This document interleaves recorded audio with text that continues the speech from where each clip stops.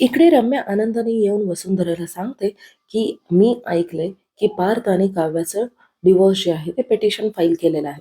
तर आता वसुंधरा म्हणते, "अगं, हे तर म्हणजे असं झालं, की वाढदिवसाला जाऊन मर्डर करून आल्यासारखं. म्हणजे स्वतः सकाळी सत्यनारायण पूजेला बसले आणि दुपारी जाऊन डिव्होर्स फाईल करून आले.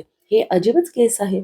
पण रम्या, हे असल्या छोट्या-छोट्या गोष्टीत आनंद शोधण्यापेक्षा ना, तू काहीतरी मोठं कर. माझ्यासारखं शिक." तर आता लगेचच रम्या म्हणते, "काय केलंयस तू असं?" तर आता वसुंधरा म्हणते, की "विसरलीच वाटतं रम्या तू.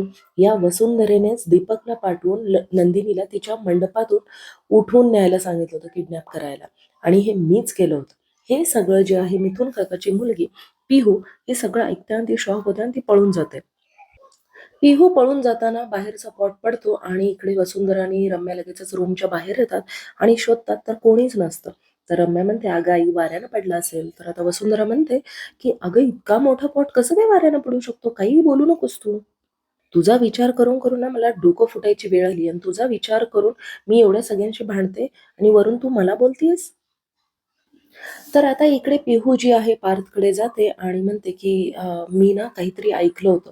तर ती काही बोलणार तेवढ्यातच ती घाबरून पळून जाते आणि इथं आता वसुंधराचा उजवा डोळा जो आहे तो फडफड करतोय म्हणून ती रम्याला म्हणते, की "अगं, मी मग ऐकलं होतं, कुणीतरी माझं बोलणं ऐकलं होतं आणि आता माझा डोळा असं होतोय, काहीतरी घटित होईल का गं?" असं ती रम्याला म्हटल्यावर रम्या म्हणते, की "झोप गाई, काय डोकं खाती?" आणि ती तिकडे नंदिनीला जाऊन ती सांगते, की "नंदिनीताई, वहिनी, मी असं-असं ऐकलं होतं, की वसुंधरा आत्यानेच मावशीनेच तुमचं किडनॅपिंग केलं होतं लग्नामध्ये." आणि हे नंदिनी ऐकल्यानंतर ना पुरती शॉक होते. आता नंदिनी, जीवा वगैरे हे सगळेजण डिव्होर्सचं डिसिजन घरच्यांना सांगतील का हे लग्न निभावतील? आता हे सगळं उद्याच्या एपिसोडवर डिपेंड आहे. नंदिनी कशी रिॲक्ट होईल, ती जीवाला सांगेल का? हे सगळं आपल्याला उद्याच्या एपिसोडमध्ये कळेल.